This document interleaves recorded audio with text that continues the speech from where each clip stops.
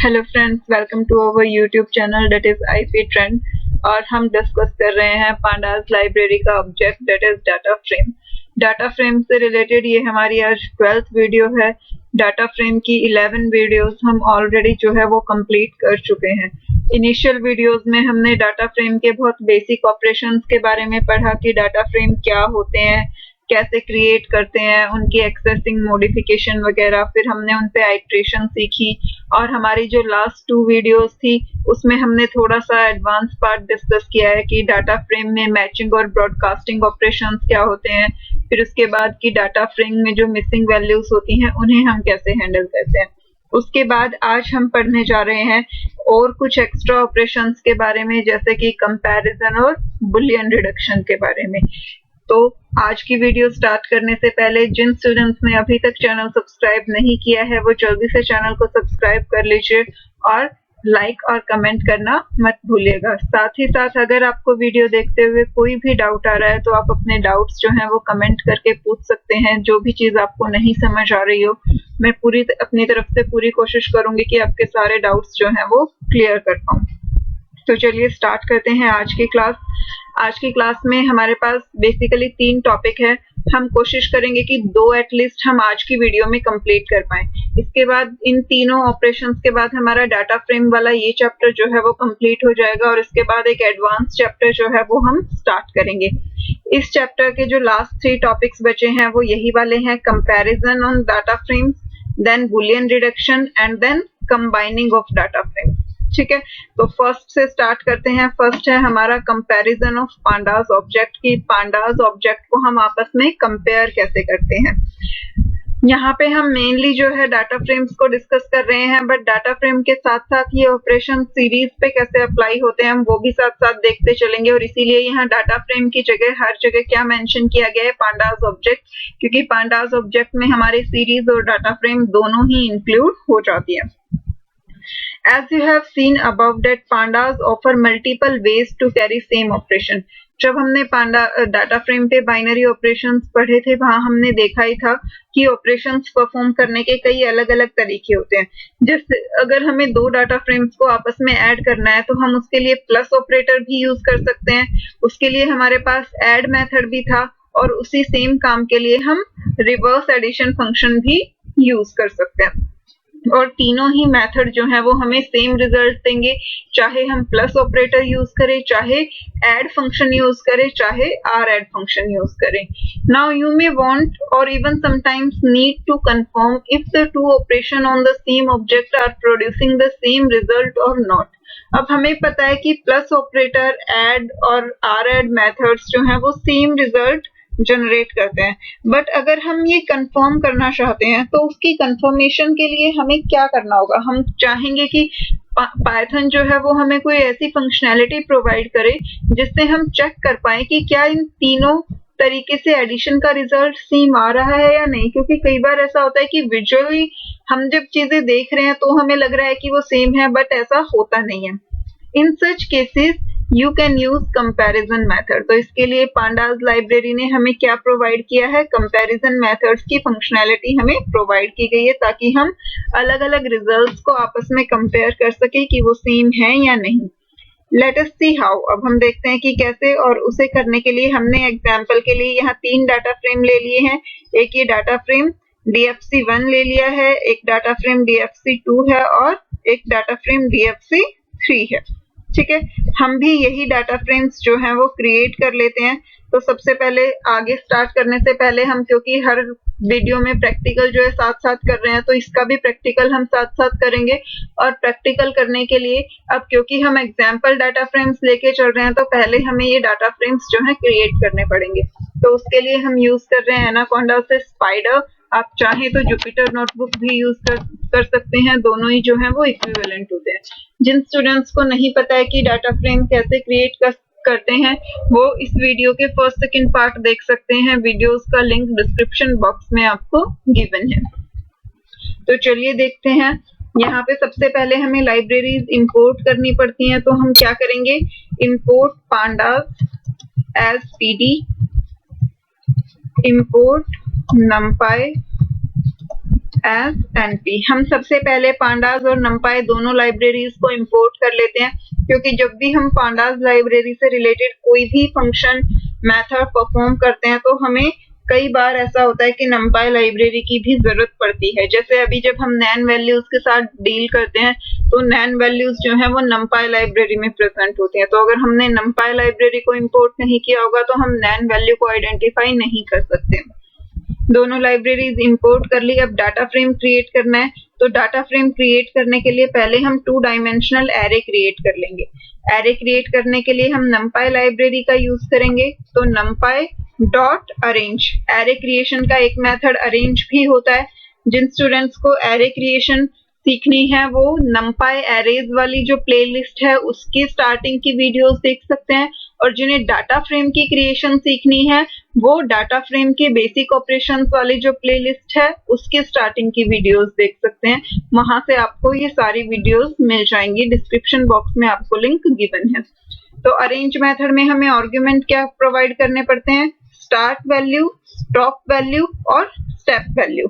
तो यहाँ से हमारी 9 वैल्यूज जनरेट हो जाएंगी 1 से लेके 9 तक, और अभी जितना जो क्रिएट हुआ है वो हमारा 1 डायमेंशनल एरे है, बट हमें उसे 2 डायमेंशनल में कन्वर्ट करना है। तो हम इसे क्या करेंगे, रीशेप कर देंगे।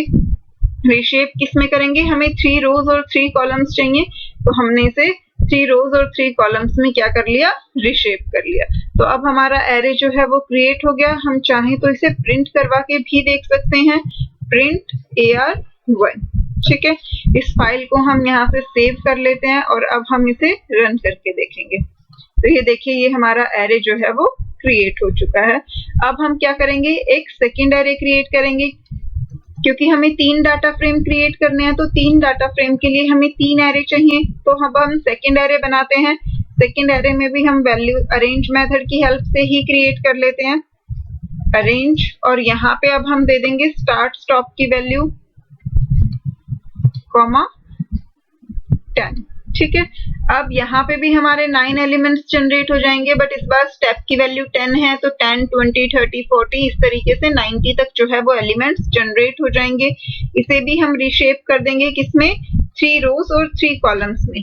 रीशेप मेथड भी हमारा numpy लाइब्रेरी में प्रेजेंट होता है, और इसकी वीडियोस भी हमने numpy लाइब्रेरी में क्रिएशन के टाइम पे कंप्लीट की है, कि 2D एरे की जहाँ पे हमने क्रिएशन पढ़ी थी वहां हमने रीशेप मेथड जो है वो डिटेल में पढ़ा था कि ये कैसे होता है। जितने एलिमेंट्स हमारे पास यहाँ इस 1 डायमेंशनल एरे में हैं, उतने ही एलिमेंट हमारे रीशेप करने पर होने चाहिए, तभी वो सक्सेसफुली रीशेप होता है, अदरवाइज वो हमें एरर प्रोवाइड करता है। तो अब हम यहाँ एरे 2 को भी डिस्प्ले करवा के देख लेते हैं कि एरे 2 जो है वो सही से क्रिएट हुआ या नहीं। तो ये देखिए, हमारा एरे 2 भी जो है वो सही से डिस्प्ले हो रहा है। अब इसके बाद हमें एरे 3 क्रिएट करवाना है।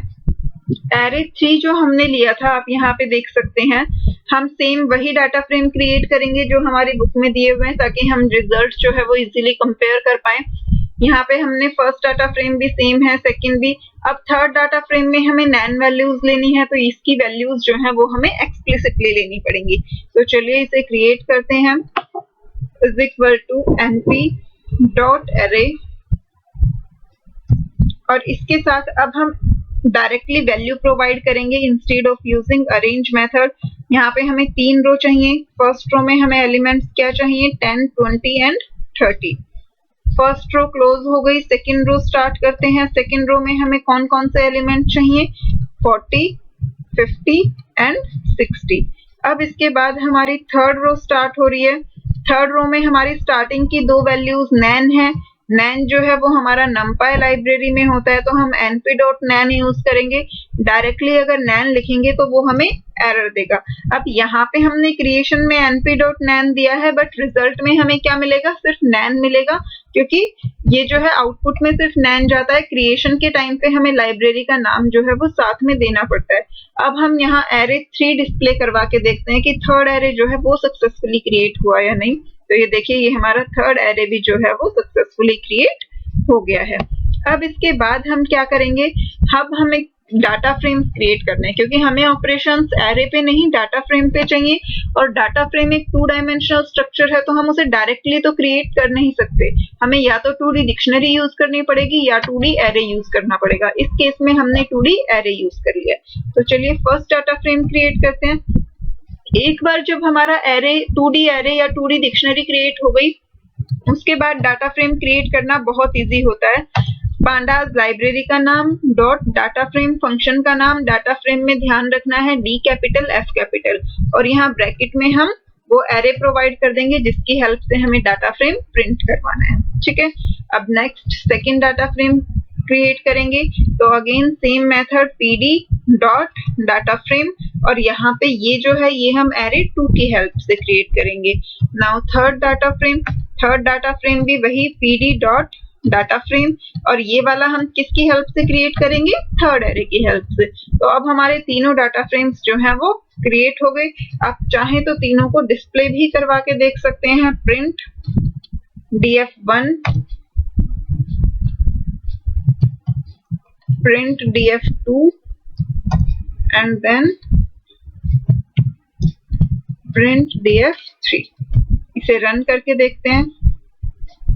ये देखिए तीनों डाटा फ्रेम्स आ गए हमारे। ये हमारा फर्स्ट डाटा फ्रेम था, उसके बाद ये हमारा सेकंड डाटा फ्रेम था, और उसके बाद ये वाला जो है ये हमारा थर्ड डाटा फ्रेम था। तो हमारे तीनों डाटा फ्रेम जो है वो क्रिएट हो गए। अब इसके बाद हम क्या करेंगे, हम अब पढ़ेंगे कि हमें ऑब्जेक्ट्स को कंपेयर कैसे करना है। कंपैरिजन के लिए हमने क्या देखा था कि हम क्या चेक करेंगे कि हमारे पास एडिशन के जो ये 3 मेथड थे, क्या ये तीनों सेम रिजल्ट जनरेट कर रहे हैं या नहीं कर रहे। तो देखिए अभी तक जब हमने बाइनरी ऑपरेशन पढ़ा था तो वहां विजुअली देखने से हमें लग रहा था कि जो ऑपरेटर्स हैं वो सेम रिजल्ट जनरेट कर रहे हैं। DFC1 और DFC2 को जब ऐड किया तब जो रिजल्ट आ रहा था, हम DFC1 डॉट एड DFC2 कर रहे हैं तब भी हमारा सेम रिजल्ट आ रहा है, और उसके लिए हमने कंपैरिजन क्या यूज किया, equal equal operator. Normal comparison operator can be used as shown below, कि हमारे जो नॉर्मल कंपैरिजन ऑपरेटर होते हैं हम उन्हें किस तरीके से यूज कर सकते हैं वो हमें यहाँ पे दिखाया गया है। डबल इक्वालिटी जो होता है वो हमेशा इक्वालिटी चेक करने के लिए यूज होता है, डबल इक्वल का साइन, और वही यहाँ पे यूज किया गया है। यहाँ पे इन्होंने शॉर्टकट यूज कर लिया है कि DFC1 डॉट एड का रिजल्ट हमें नहीं दिखाया। हम इसे प्रैक्टिकली पूरा कंप्लीट करके देखेंगे। इन वाली प्रिंट स्टेटमेंट्स को मैं हटा देती हूँ। सबसे पहले हम क्या करेंगे, हम प्रिंट करवाएंगे df1 प्लस df2। ठीक है, df1 प्लस df2। अब इसके बाद हमने प्रिंट दे दिया। प्रिंट में हमने क्या किया, df2 सॉरी df ओनली, क्योंकि हमने df में यहाँ पे रिजल्ट स्टोर करवाया तो हमने प्रिंट क्या करवाया, df। अब हम इसे रन कर देते हैं और ये देखिए ये हमें रिजल्ट क्या मिला है कि df1 और df2 दोनों आपस में क्या हो गए, ऐड हो गए।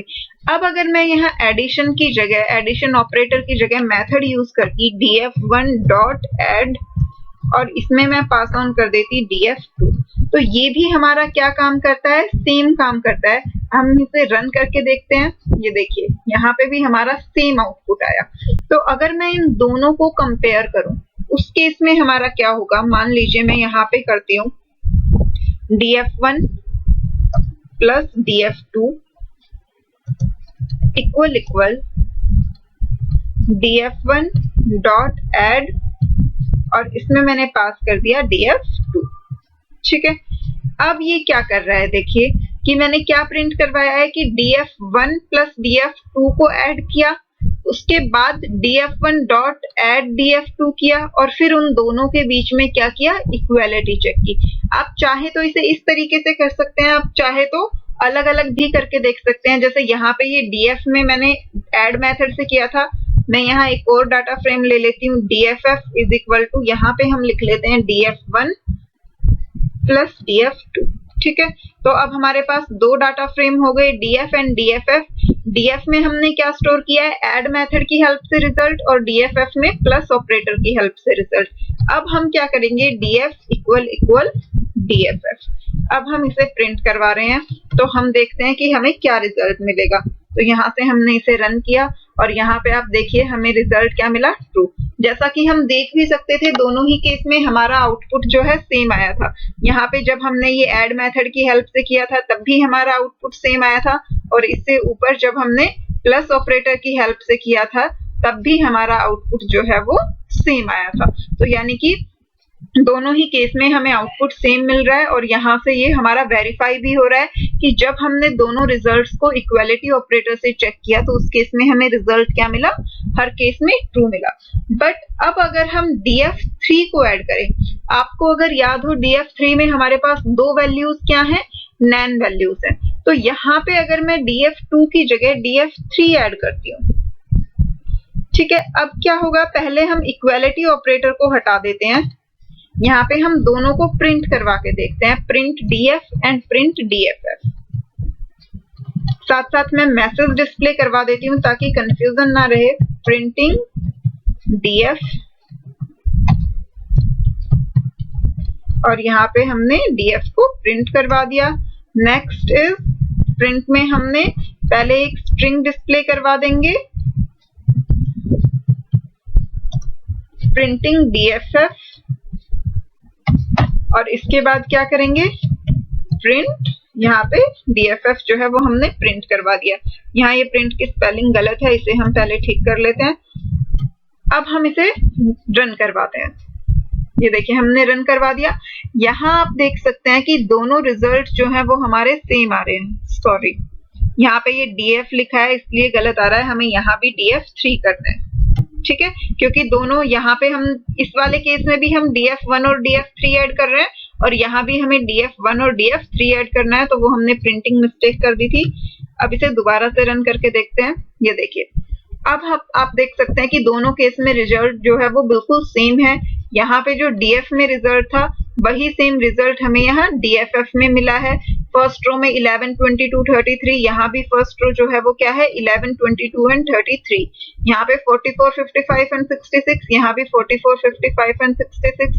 इधर नैन नैन 99, यहाँ भी नैन नैन और 99। आप देख सकते हैं डाटा टाइप भी सबका सेम है, सारा रिजल्ट जो है वो फ्लोटिंग में है। बट अब अगर हम इस पे ऑपरेटर्स लगाएं, इक्वल इक्वल ऑपरेटर, तो हमें रिजल्ट क्या मिलेगा। मैं यहीं पे df इक्वल इक्वल dff, अगर जब हम ये रिजल्ट प्रिंट करवाएंगे तो बेसिकली हमारी जो अजम्पशन होती है वो क्या कहती है कि जैसे हमें पहले केस में मिला था कि पूरा का पूरा एरे जो है ट्रू प्रिंट हुआ था, तो यहाँ भी हमें क्या मिलना चाहिए, ट्रू मिलना चाहिए, क्योंकि हमारे पहले वाले डाटा फ्रेम और दूसरे वाले डाटा फ्रेम में सारी वैल्यूज जो हैं वो बिल्कुल सेम है। तो इस बार भी हमारी सारी वैल्यूज ट्रू आनी चाहिए। ये जो फर्स्ट वैल्यू है वो हमारी सेकंड के, यहाँ से भी फर्स्ट के इक्वल है, ये वाली सेकंड वैल्यू जो है वो दूसरे डाटा फ्रेम के सेकंड वैल्यू के इक्वल है। तो दोनों डाटा फ्रेम्स आपस में बिल्कुल इक्वल है, तो हमें हर केस में ट्रू मिलना चाहिए। बट ऐसा होता नहीं है। मैं आपको रन करके दिखाती हूँ इसे। ये देखिए रिजल्ट आप यहाँ से देख सकते हैं कि हमें क्या मिला, दो केसेस में फॉल्स मिला। अब नोटिस कीजिए कि किन दो केसेस में फॉल्स मिला। यहाँ पे सारी इंटीजर वैल्यू थी, उनके लिए हमें ट्रू मिला। सेकंड रो में सारी इंटीजर वैल्यू फ्लोट वैल्यू थी, उनके लिए सबके लिए ट्रू मिला। जो थर्ड रो थी उसमें जो दो नैन वैल्यूज थी, हालांकि हमारे दोनों ही डाटा फ्रेम में नैन वैल्यू है, बट फिर भी जब उन्हें इक्वल इक्वल ऑपरेटर से कंपेयर किया तो हमें रिजल्ट क्या मिला, फॉल्स मिला। यानी कि दो नैन वैल्यूज जो है वो आपस में इक्वल नहीं होती है। अगर हम इवन इस चीज को वेरीफाई करने के लिए हमें इस सारे डाटा की भी जरूरत नहीं है, हम सिंपली अगर ये प्रिंट करवाएं, प्रिंट np डॉट नैन इक्वल इक्वल np डॉट नैन, यहाँ पे हम दो नैन वैल्यूज को इक्वल इक्वल प्रिंट करवा रहे हैं, तो हमें क्या अजम्पशन होती है, क्या आउटपुट आना चाहिए। ये देखिए इस केस में भी हमें यहाँ पे क्या मिल रहा है, फॉल्स मिल रहा है, क्योंकि नैन वैल्यू को जब भी हम इक्वल ऑपरेटर की हेल्प से किसी दूसरी नैन वैल्यू से मैच करते हैं तो वो हमेशा हमें क्या रिटर्न करती है, फॉल्स रिटर्न करती है।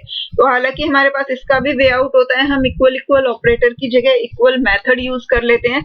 बट पहले हम एक बार बुक वाला पार्ट ट्रीट कर लेते हैं, फिर उसके बाद हम उस पार्ट को देखेंगे। इस केस में हमें हर एक में ट्रू मिला। DFC1 प्लस जब DFC2 किया था तो कोई भी नैन वैल्यू नहीं थी, तो दोनों की प्लस ऑपरेटर से ऐड किया या फिर ऐड मेथड से, दोनों केस में हमें पूरी जो डाटा फ्रेम था वो ट्रू मिला। बट जब हमने DFC1 और DFC3 को ऐड किया तो हमें क्या मिला, ये डाटा फ्रेम मिला जिसमें हमारे पास दो नैन वैल्यूज थी। अगर हमने इसे DFC1 डॉट ऐड DFC3 किया तो उस केस में भी हमें रिजल्ट बिल्कुल आइडेंटिकल मिला है। यहाँ पे जब प्लस ऑपरेटर यूज किया तब जो हमें रिजल्ट मिला था वही सेम रिजल्ट हमें यहाँ ऐड मेथड में मिला है, वही नैन वैल्यूज हमें यहाँ मिली हैं, ठीक है। बट स्टिल जब हमने इक्वल ऑपरेटर की हेल्प से दोनों को कंपेयर किया तो हमें क्या मिला, यहाँ पे हमें फॉल्स मिला, यानी कि नैन वैल्यूज जो है उनका कंपैरिजन आपस में क्या होता है, फॉल्स होता है। Notice even though both the operations produce the same result, their comparison result returned false for to values की। यहाँ पे हम देख भी सकते हैं कि हमारे दोनों ऑपरेशंस बिल्कुल सेम रिजल्ट प्रोड्यूस कर रहे हैं, उसके बावजूद उनका कंपैरिजन जो है वो हमें क्या रिटर्न कर रहा है, फॉल्स रिटर्न कर रहा है। Even though you see both results extremely left and extremely right above are just the same, their comparison result false for some values. Do you know the reason? क्या आपको पता है कि इसका रीजन क्या है? The reason behind it is that NaN values do not compare as equal, कि दो NaN values जो हैं वो आपस में equal compare नहीं होती हैं, हम उन्हें equal नहीं कह सकते। इवन अगर हम np.nan को भी np.nan के साथ इक्वालिटी चेक करें तो वो हमें क्या रिटर्न करता है, फॉल्स रिटर्न करता है। तो ये सारी चीजें हम प्रैक्टिकली करके देख ही चुके हैं। नाउ अब इसका सॉल्यूशन क्या है। बेसिकली तो ये दोनों जो रिजल्ट थे वो आइडेंटिकल थे, तो हर केस में ट्रू मिलना चाहिए। तो अब हम कैसे चेक करें इस चीज को, तो उसके लिए हमारे पास एक एडिशनल फंक्शन होता है, that is equals function. Thus, normal comparison operator do not produce accurate result for comparison of two similar objects as they cannot compare NaN values। की जो normal comparison operator था उसने accurate result नहीं दिया क्योंकि वो NaN values को compare नहीं कर सकता था। To compare objects having NaN value, it is better to use equals that return true if two NaN values are compared for equality। यानी कि जब हम इक्वल्स मेथड यूज करके दो ऑब्जेक्ट्स को आपस में कंपेयर करते हैं तो अगर उन दो ऑब्जेक्ट्स में कहीं पे नैन वैल्यू की इक्वालिटी चेक होती है तो ये हमें ट्रू रिटर्न करता है इंस्टेड ऑफ फॉल्स, ठीक है। तो जहां हमें नैन वैल्यूज को आपस में कंपेयर करना हो वहां हमारे लिए बेटर क्या है कि हम इक्वल्स मेथड यूज करें। इक्वल्स मेथड को यूज करने का सिंटेक्स क्या है, expression 1 yielding a pandas object, यानी कि हमारा पहले वाला एक्सप्रेशन और डॉट इक्वल्स और उसके बाद दूसरे वाला एक्सप्रेशन, ठीक है। तो इसे करने का तरीका यहाँ पे आप देख सकते हैं, ये रहा DFC1 plus DFC3 dot equals करके हमने क्या किया, DFC1 डॉट एड DFC3। तो उसने हमें पूरा डाटा फ्रेम रिटर्न नहीं करता, ये हमें एक सिंगल वैल्यू रिटर्न कर देता है। अगर दोनों डाटा फ्रेम आपस में बिल्कुल सेम होंगे तो ट्रू रिटर्न करेगा, अगर नहीं होंगे तो फॉल्स रिटर्न करेगा। लेकिन हाँ, अगर कहीं नैन वैल्यूज है तो ये उन्हें आपस में इक्वल ही कंसीडर करता है।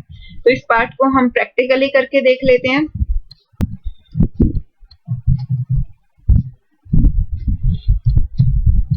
प्रिंट मेथड में अब हमें इक्वालिटी ऑपरेटर की जगह क्या करना है, इक्वल्स यूज करना है। हमारे पास DF और DFF में रिजल्ट स्टोर है तो हम यहाँ पे क्या कॉल करेंगे, DF डॉट इक्वल्स और ब्रैकेट में हम दूसरे वाला डाटा फ्रेम प्रोवाइड कर देंगे। अब जब हम इसे रन करेंगे तो हमें रिजल्ट क्या मिलेगा, ये देखिए हमें क्या मिला, ट्रू मिला, क्योंकि हमारे दोनों डाटा फ्रेम जो थे वो बिल्कुल सेम थे, DFB और DFFB। आप चाहे तो एक बार उन्हें भी प्रिंट करवा सकते हैं इसके साथ, प्रिंट DF प्रिंट DFF, ठीक है। अब हम इसे रन कर लेते हैं तो अब आप देख सकते हैं दोनों डाटा फ्रेम जो थे बिल्कुल आइडेंटिकल थे, तो इसलिए हमें यहाँ से रिजल्ट क्या मिला, ट्रू मिला। इक्वल्स मेथड जो है वो हमेशा एक सिंगल वैल्यू रिटर्न करता है, अगर दोनों डाटा फ्रेम बिल्कुल सेम है तो ट्रू देगा, अदरवाइज फॉल्स देगा। लाइक मान लीजिए यहाँ DFF में मैं DF1 प्लस DF2 कर देती हूँ, अब दोनों में अलग अलग रिजल्ट है, DF में DF1 और DF3 की एडिशन है, DFF में DF1 और DF2 की एडिशन है। तो इस केस में इक्वल्स मेथड हमें क्या रिटर्न करेगा, फॉल्स रिटर्न करेगा। इसे रन करके देख लेते हैं। हैं। ये देखिए, ये हमारा फर्स्ट रिजल्ट था जहां हमने df1 और df3 ऐड किया। ये हमारा सेकंड रिजल्ट था जहां हमने df1 और df2 ऐड किया। और जब हमने इन दोनों की इक्वालिटी चेक की तो हमें क्या मिला? फॉल्स, क्योंकि ये दोनों डाटा फ्रेम आपस में इक्वल नहीं है। तो इस तरीके से इक्वल इक्वल ऑपरेटर और इक्वल्स मेथड की हेल्प से हम दो डाटा फ्रेम्स की आपस में इक्वालिटी चेक कर सकते हैं। बट इक्वल इक्वल ऑपरेटर जो होता है वो क्या करता है? एक तो रिजल्ट को पूरे डाटा फ्रेम की फॉर्म में रिटर्न करता है, यानी कि हर एलिमेंट का अलग अलग कंपैरिजन हमें रिटर्न करता है, और दूसरा वो दो नैन वैल्यूज के कंपैरिजन को फॉल्स दिखाता है। बट इक्वल्स मेथड जो है, एक तो वो हमें सिंगल वैल्यू देगा और दूसरा वो दो नैन वैल्यू को आपस में जब कंपेयर करता है तो हमें रिजल्ट क्या देता है? ट्रू देता है। अब आ जाते हैं नेक्स्ट पार्ट पे। Similarly you can compare panda object with scalar value, use equals if the value involve NaN. यानी कि हम डाटा फ्रेम को किसी सिंगल ऑब्जेक्ट के साथ, सिंगल स्केलर वैल्यू के साथ भी कंपेयर कर सकते हैं। और इस केस में क्या होता है? अगर हमारे पास नैन वैल्यूज हैं तो हमें यहाँ पे क्या यूज करना चाहिए?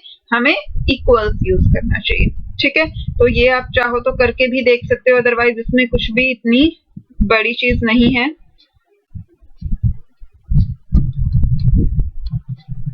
यहाँ हम कर लेते हैं df1 इक्वल इक्वल 5। हमारे पास ये डाटा फ्रेम था फर्स्ट। मैं डाटा फ्रेम 1 ही यहाँ पे प्रिंट करवा देती हूँ, इसे हटा देती हूँ फिलहाल के लिए। अब इसे रन करके देखते हैं। तो ये देखिए, ये हमारा एक्चुअल डाटा फ्रेम था df1। इसमें हमें 5 से इक्वालिटी चेक किया, तो सिर्फ हमारे फर्स्ट रो का फर्स्ट कॉलम, यानी कि ये वाला एलिमेंट जो है वही ट्रू है, यही 5 के इक्वल है, बाकी सब 5 के इक्वल नहीं है। तो सिर्फ हमें इसी प्लेस पर ट्रू मिला है, बाकी हर जगह हमें क्या मिला है? फॉल्स मिला है। तो इसलिए जब हमें इक्वालिटी चेक करनी है किसी स्केलर वैल्यू के साथ तो भी हम इस मेथड को यूज कर सकते हैं। नाउ नेक्स्ट जो कंपैरिजन हमें शो किया गया है वो हमें सीरीज के लिए किया गया है कि ये मेथड ऐसा नहीं है कि सिर्फ डाटा फ्रेम पर ही एप्लीकेबल है, ये मेथड सीरीज के लिए भी सेम काम करता है। अब यहाँ एक सीरीज हमने क्रिएट की है, सीरीज 1, और उसमें हमने वैल्यूज क्या ली? 2 हमने नैन वैल्यूज ली हैं और थर्ड हमने क्या स्टोर किया? 90 स्टोर किया, और उसके इंडेक्सेस हमने क्या प्रोवाइड कर दिए? ABC। ठीक है, सिमिलरली हमने इस वाले डाटा फ्रेम से थर्ड रो को एक्सट्रैक्ट किया। हम किसी भी डाटा फ्रेम से रो या कॉलम्स कैसे एक्सट्रैक्ट कर सकते हैं ये हम पहले ही डिटेल में पढ़ चुके हैं। आई थिंक हमारी 5th वीडियो के आसपास हमने ये टॉपिक जो है वो डिस्कस किया था। तो इसे एक्सट्रैक्ट करने के लिए हमारे पास LOC मेथड, ILOC, IAT, कई सारे मेथड्स जो हैं वो अवेलेबल होते हैं। यहाँ जो है, यहाँ हमने कौन सा मेथड यूज किया है? LOC method. तो dfc3.log.loc यूज किया। इसके साथ स्क्वायर ब्रैकेट में हमने क्या दिया? Row number. हमारी रो का इंडेक्स क्या था? 2। कोमा लगा के कॉलम्स में हमने कोई रेंज नहीं दी, यानी कि स्टार्ट से लेके लास्ट तक के सारे कॉलम। तो बेसिकली ये वाली रो जो है वो पूरी सेलेक्ट हो गई, सारे कॉलम्स इस रो के सेलेक्ट हो गए। तो अब जब हमने इस वाली रो को इस सीरीज के साथ कंपेयर किया, हमने इक्वल्स मेथड यूज किया है, तो इसलिए हमें क्या मिला? यहाँ पे ट्रू। अगर हम इक्वल इक्वल यूज करते तो हमें क्या मिलता? फॉल्स मिलता। फॉल्स क्यों मिलता? क्योंकि दो नैन वैल्यूज आपस में फॉल्स रिटर्न करती हैं। तो एक बार हम इसे भी प्रैक्टिकली करके देख लेते हैं। यहाँ से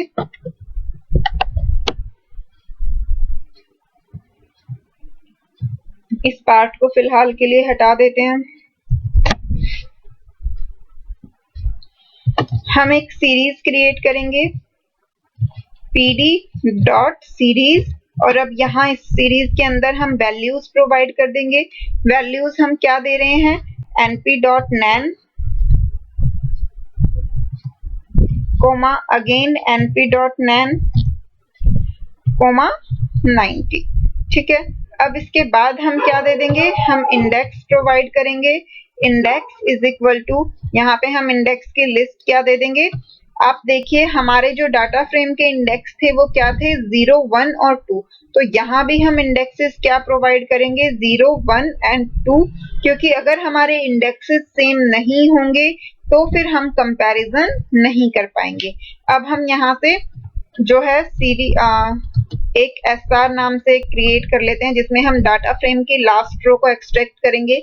हमारे डाटा हमें थर्ड डाटा फ्रेम से एक्सट्रैक्ट करनी है तो df3.loc और यहाँ पे हमें कौन से इंडेक्स वाली रो चाहिए, सेकेंड इंडेक्स वाली। कॉलम हमें सारे चाहिए तो उसके लिए हमने क्या यूज कर दिया, सिंपल कॉलन साइन यूज कर दिया। अब हम इन दोनों को क्या करेंगे, कंपेयर करेंगे। तो पहले मैं आपको इक्वल इक्वल यूज करके दिखाती हूँ जो कि हमें बुक में नहीं शो किया गया है। तो अगर हमने SCR इक्वल इक्वल SR किया तो इस केस में हमें क्या मिलेगा, पहले दो वैल्यूज फॉल्स मिलेंगी और उसके बाद वाली ट्रू मिलेगी। मैं आपको ये दोनों साथ साथ प्रिंट भी करके दिखा देती हूँ।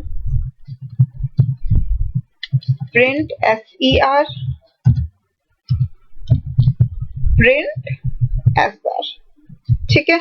तो अब दोनों का हमारे पास प्रिंट भी साथ साथ होगा तो ज्यादा अच्छे से क्लियर होगा। ये देखिए यहाँ पर आप देख सकते हैं हमारी फर्स्ट सीरीज, थोड़ा सा स्क्रॉल अप कर लेते हैं इसे, यहाँ से हमारा रिजल्ट स्टार्ट हो रहा है।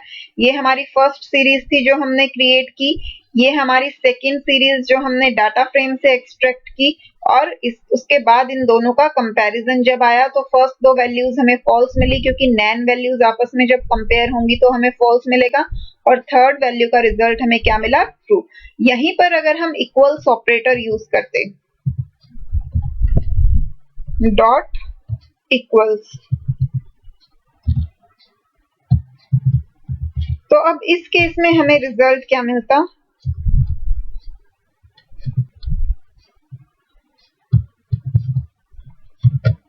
अब जब हम इसे रन करेंगे तो इस केस में हमें एक सिंगल रिजल्ट मिलेगा, डेट इज ट्रू, क्योंकि नैन वैल्यूज जो हैं जब वो इक्वल्स मेथड की हेल्प से कंपेयर होती हैं तो वो हमें क्या रिटर्न करती हैं, ट्रू रिटर्न करती हैं। तो आई होप ये चीज जो है वो सबको क्लियर हो गई होगी। बट इसके साथ साथ यहाँ पे एक चीज ध्यान देने वाली जो होती है वो ये कि चाहे वो सीरीज हो चाहे डाटा फ्रेम हो, जब भी हम उन्हें कंपेयर कर रहे हैं तो कंपैरिजन के टाइम पे दोनों की लेंथ भी सेम होनी चाहिए और दोनों के इंडेक्सेस भी सेम होने चाहिए। दोनों चीजें मैं आपको एक एक बार करके दिखा देती हूँ।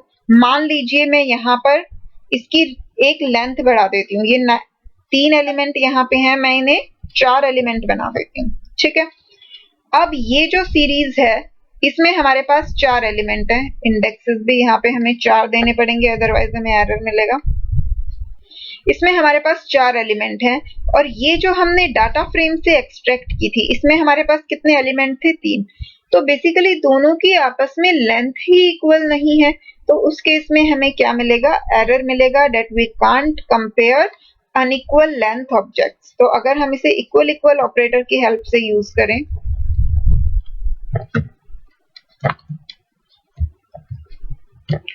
और इसे रन करें तो ये हमें क्या प्रोवाइड करेगा, error, can only compare identically labelled series, यानी कि उनकी जो लेबलिंग है वो भी आइडेंटिकल होनी चाहिए और उनकी लेंथ जो है वो भी क्या होनी चाहिए, आइडेंटिकल होनी चाहिए।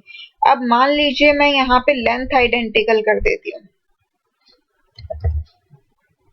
ठीक है। अब जब हम इसे रन करेंगे तो हमें आउटपुट सही मिला। अब मैं लेंथ सेम रहने देती हूँ बट मैं इंडेक्सिंग चेंज कर देती हूँ, ठीक है। यहाँ पे मैं इंडेक्सेस ले लेती हूँ A, B एंड C, ठीक है।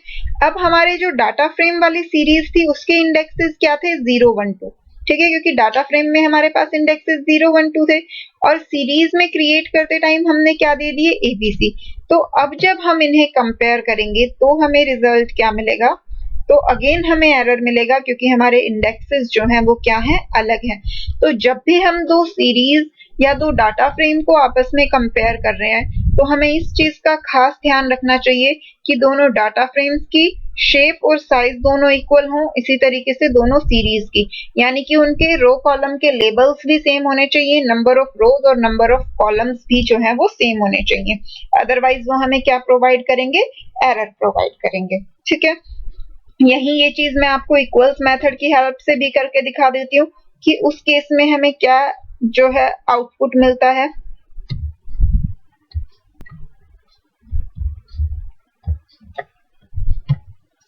अब जब हम इसे रन करेंगे तो हमें क्या आउटपुट मिलेगा, ये देखिए हमें क्या मिला, फॉल्स मिला। हालांकि हमारे पास तीनों वैल्यूज जो थी वो इक्वल थी। यहाँ इस सीरीज में भी तीनों वैल्यूज इक्वल थी, यहाँ इस सीरीज में भी तीनों वैल्यूज इक्वल थी, बट हमें रिजल्ट क्या मिला? फॉल्स मिला। जब हम इक्वल इक्वल ऑपरेटर यूज करते हैं तो वो हमें डिटेल्ड एनालिसिस देता है, तो इसलिए वहां पे उसने हमें डिटेल में एरर भी प्रोवाइड कर दिया कि दोनों के इंडेक्सेस ही सेम नहीं है, तो कंपेयर कर ही नहीं सकते ना। ट्रू ट्रू या फॉल्स का रिजल्ट तो बाद की बात है, दोनों का आपस में कंपैरिजन ही नहीं हो सकता। बट जब हमने इक्वल्स ऑपरेटर यूज किया तो इक्वल्स ऑपरेटर हमें सिंगल वैल्यू देता है, ट्रू या फॉल्स, यानी कि अगर दोनों ऑब्जेक्ट आपस में इक्वल हैं तो ट्रू दे दिया, इक्वल नहीं है तो फॉल्स दे दिया। अब इक्वल नहीं होने में चाहे उनका साइज इक्वल नहीं है, चाहे उनके रो और कॉलम के लेबल्स इक्वल नहीं है, या फिर साइज और लेबल सेम है बट उनकी वैल्यूज इक्वल नहीं है, तीनों में से कोई भी केस क्यों ना हो ये हमें फॉल्स रिटर्न कर देगा। और अगर सारी लेंथ भी सेम है, लेबल्स भी सेम है और वैल्यूज भी सेम है तो उस केस में ये हमें ट्रू रिटर्न करेगा। तो इक्वल्स मेथड जो है वो सिंपली ट्रू या फॉल्स रिटर्न करता है, बट जब हम इक्वल इक्वल यूज करते हैं तो वो हमें डिटेल्ड एनालिसिस देता है। आई होप ये चीज सबको क्लियर हो गई होगी, बट फिर भी अगर किसी भी स्टूडेंट को कुछ भी डाउट है तो आप कमेंट करके अपने डाउट्स जो है वो पूछ सकते हैं। तो इसके साथ साथ हमारा कंपैरिजन जो है वो ऑलमोस्ट कवर हो गया। देखिए यहाँ पे हमें क्या दिखाया गया है, two data frame with same values but different length in term of rows. यहाँ आप देख सकते हैं दो डाटा फ्रेम है, DFC1 और DFC4, लेकिन दोनों की आपस में लेंथ इक्वल नहीं है, यानी कि यहाँ पे जो डाटा फ्रेम है इसमें हमारे पास 3 रो है, 0th रो, फर्स्ट रो और सेकंड रो। बट जो हमारा DFC4 है इसमें हमारे पास सिर्फ 2 ही रोज हैं, तो इसलिए हमें यहाँ पे आप देख सकते हो एरर क्या मिल रहा है, can only compare identically labelled data frame objects, यानी कि अगर दोनों की लेंथ और जो लेबल्स हैं वो सेम हो तभी हम उन्हें कंपेयर कर सकते हैं, अदरवाइज हमें एरर मिलेगा। इसके बाद लास्ट में हमें कंक्लूजन गिवन है, thus from the above discussion we can infer that, कि हम अभी तक हमने जितना भी कुछ भी डिस्कस किया उसके बेसिस पे हम कंक्लूजन क्या निकाल सकते हैं, for comparison two data frame objects should match in length and in column, कि दोनों डाटा फ्रेम जो हैं उनकी लेंथ भी सेम होनी चाहिए और उनके कॉलम्स के लेबल भी सेम होने चाहिए, तभी हम उन्हें आपस में कंपेयर कर सकते हैं। NaN values can not be compared using comparison operator, हम इक्वल इक्वल कंपैरिजन ऑपरेटर की हेल्प से नैन वैल्यूज को आपस में कंपेयर नहीं कर सकते। Equals result in true while comparing two NaN values, अगर हम दो नैन वैल्यूज को इक्वल्स मेथड की हेल्प से कंपेयर करते हैं तो वो हमें क्या रिटर्न करता है? ट्रू रिटर्न करता है। यही सेम सिचुएशन जो है सीरीज के साथ होती है, सीरीज का रिजल्ट भी बिल्कुल सेम होता है। Comparison of two series object is also on similar line, की सीरीज का जो कंपैरिजन होता है वो भी बिल्कुल सिमिलर होता है। For comparison two series object should match in length and in indexes, कि दो सीरीज को आपस में कंपेयर करने के लिए उनकी लेंथ और उनके इंडेक्सेस जो हैं वो क्या होने चाहिए? सेम होने चाहिए। नैन वैल्यू को हम कंपैरिजन ऑपरेटर की हेल्प से कंपेयर नहीं कर सकते और इक्वल्स जो है वो ट्रू देता है जब हम दो नैन वैल्यूज को आपस में कंपेयर करते हैं। Following screenshot illustrate the above point, अभी हम ये प्रैक्टिकली करके देख ही चुके हैं सीरीज वाला केस कि हमें क्या रिजल्ट जो है वो सेम नहीं मिलता था। जब हमने सीरीज के इंडेक्स एक बार 0 1 2 लिए थे, एक बार ABC लिए थे, फिर एक बार हमने लेंथ बढ़ा दी थी, तो हमने हर केस जो है चेक कर लिया है। एक बार यहाँ से बुक में भी देख लेते हैं। सीरीज 2 में हमारे पास आप देख सकते हैं 3 एलिमेंट हैं, नैन नैन एंड 90, बट इंडेक्सेस क्या है? 0 1 2। सीरीज 1 में भी वैल्यूज हमारे पास नैन नैन और 90 हैं, बट इंडेक्सेस क्या है? ABC है। ठीक है, तो जब हमने सीरीज 1 और सीरीज 2 को आपस में कंपेयर किया तो हमें एरर मिला क्योंकि दोनों के इंडेक्सेस जो हैं वो सेम नहीं थे। सिमिलरली सीरीज 3 जो है वो हमारी क्या है? ABC नैन नैन 90। ठीक है, तो अब जब हमने सीरीज 1 इक्वल इक्वल सीरीज 3 किया तो इस केस में हमें क्या मिला?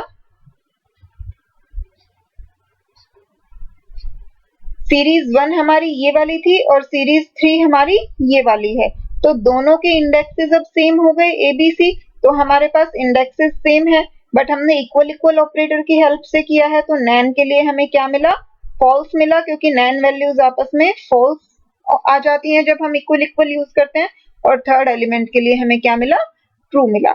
यही हम इक्वल्स मेथड यूज करते, तो इक्वल्स मेथड के केस में हमें नैन वैल्यूज भी आपस में क्या रिजल्ट देती, ट्रू देती। तो यहाँ से हमारे तीनों पॉइंट जो है वो कंप्लीट हो गए।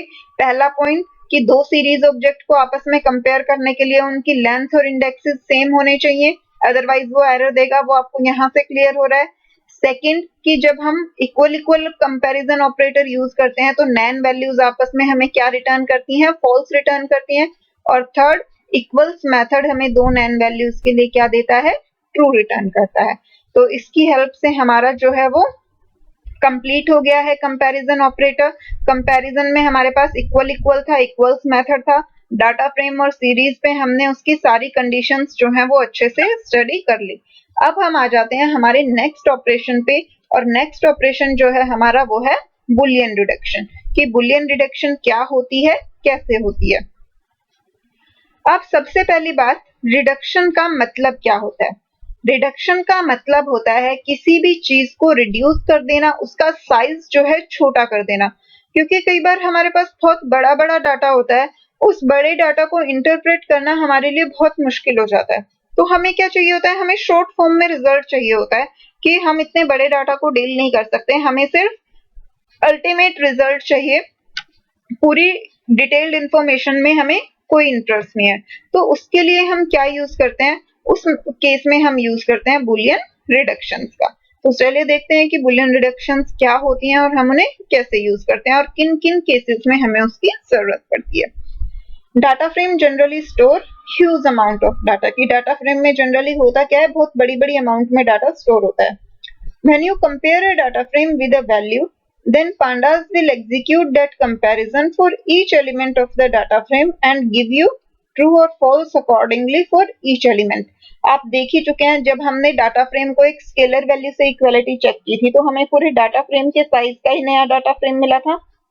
पूरे डाटा फ्रेम में वैल्यूज जो थी वो ट्रू और फॉल्स थी। अगर आपको याद हो, हमने हमारे df1 को 5 से इक्वल इक्वल चेक किया था, तो हमें सिर्फ मिडल एलिमेंट ट्रू मिला था, बाकी सब फॉल्स मिले थे, लेकिन साइज जो है वो हमारे df1 के इक्वल था।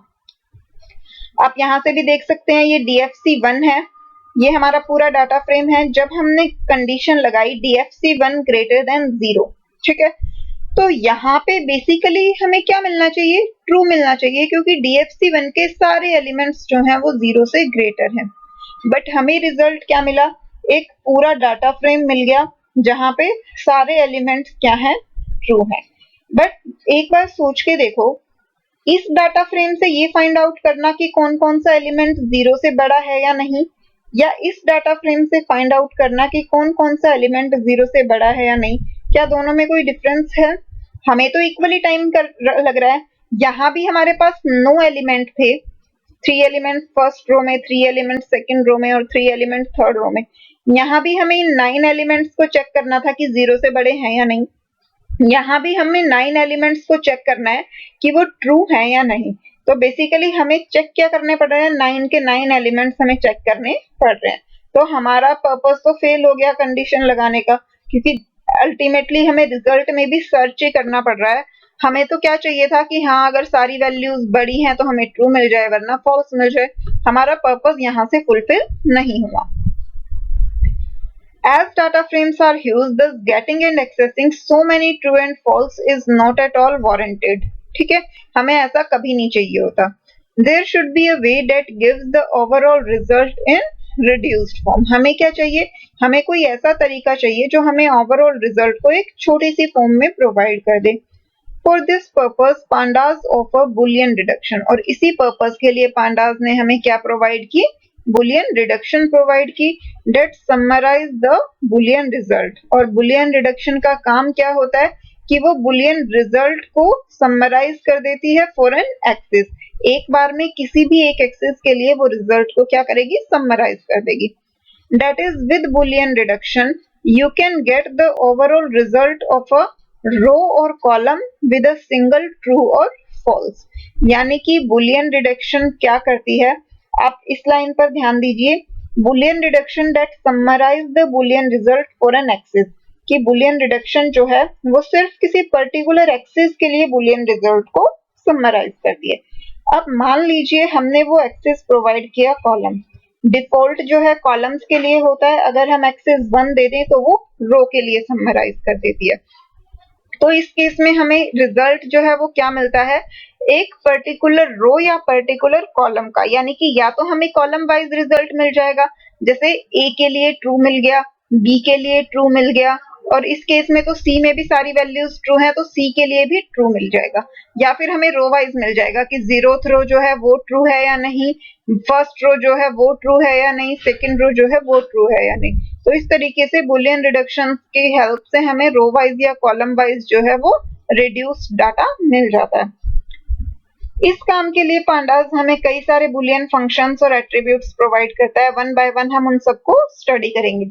सबसे पहला एट्रीब्यूट जो है वो है एम्प्टी एट्रीब्यूट। ऑल्दो इसका बुलियन रिडक्शन से इतना कुछ लेना देना नहीं है, बट क्योंकि ये बुलियन वैल्यू रिटर्न करता है इसलिए हम यहाँ इसे स्टडी कर रहे हैं। एम्प्टी एट्रीब्यूट क्या करता है, जब भी हम इसे किसी डाटा फ्रेम पे अप्लाई करते हैं तो अगर वो डाटा फ्रेम एम्प्टी है तो ये हमें ट्रू रिटर्न कर देता है, अदरवाइज ये हमें क्या रिटर्न करेगा, फॉल्स रिटर्न करेगा। इवन अगर किसी डाटा फ्रेम में सारी वैल्यूज नैन है तो उस केस में भी ये हमें फॉल्स रिटर्न करेगा, क्योंकि एम्प्टी का मतलब होता है कि डाटा फ्रेम में कुछ भी स्टोर ना हो, इवन नैन वैल्यूज भी जो है उसमें स्टोर नहीं होनी चाहिए। आप इसे यहाँ से देख सकते हैं, पांडास विल रिटर्न ट्रू और false if a data frame is empty और नॉट। तो यहाँ हमारे पास DFC3 पर हमने चेक किया है, DFC3 हमारा ये डाटा फ्रेम था, तो जब हमने DFC3.empty कॉल किया तो उसने हमें क्या रिटर्न किया, फॉल्स, क्योंकि डाटा फ्रेम जो है वो एम्प्टी नहीं था।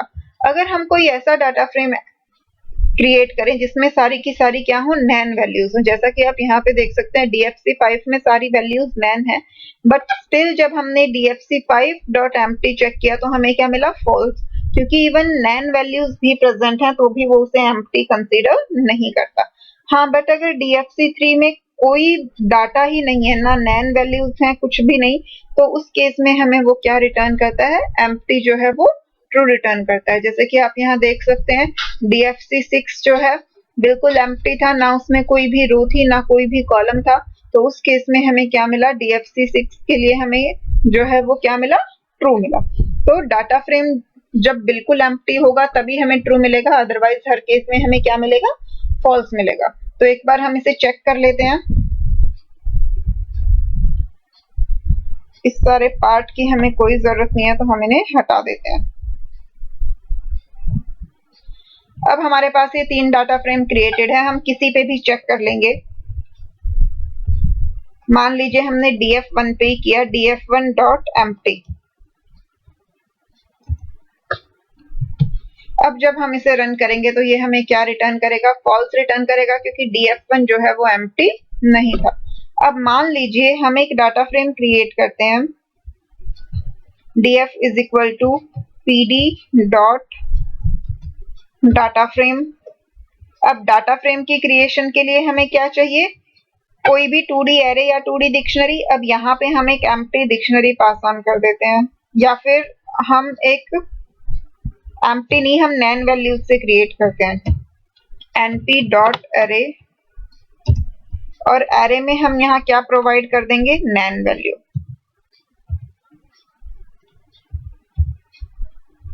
np डॉट नैन कोमा np डॉट नैन। इसी तरीके से हम सेकेंड रो क्रिएट कर लेते हैं।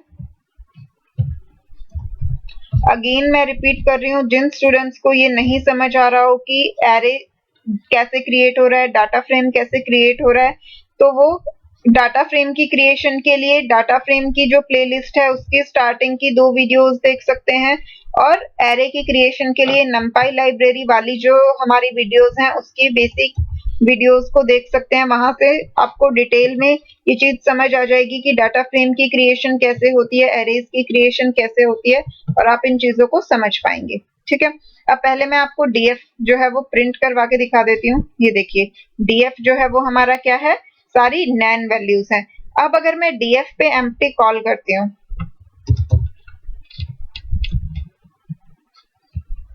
Print df dot empty. ठीक है, इस वाले को हटा देते हैं, इसकी हमें जरूरत नहीं है। अब जब मैं इसे रन करूंगी तो मुझे रिजल्ट क्या मिलेगा, ये देखिए मुझे अगेन रिजल्ट क्या मिला, फॉल्स मिला, जबकि डीएफ में सारी नैन वैल्यूज थी बट स्टिल हमें रिजल्ट क्या मिला, फॉल्स मिला। इसी तरीके से मैं एक और एरे जो है वो क्रिएट करती हूँ, dff is equal to pd dot data frame, और डाटा फ्रेम में एक 2D एरे प्रोवाइड करेंगे np डॉट एरे, और एरे में हम क्या करेंगे, एम्प्टी लिस्ट प्रोवाइड कर देंगे।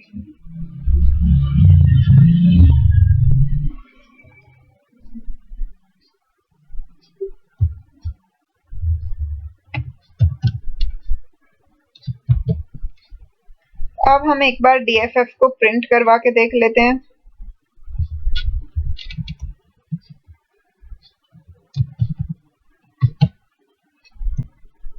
तो ये देखिए डीएफएफ जो है वो क्या प्रिंट हो रहा है, हमारा एम्प्टी डाटा फ्रेम। ठीक है, अब जब हम इस पे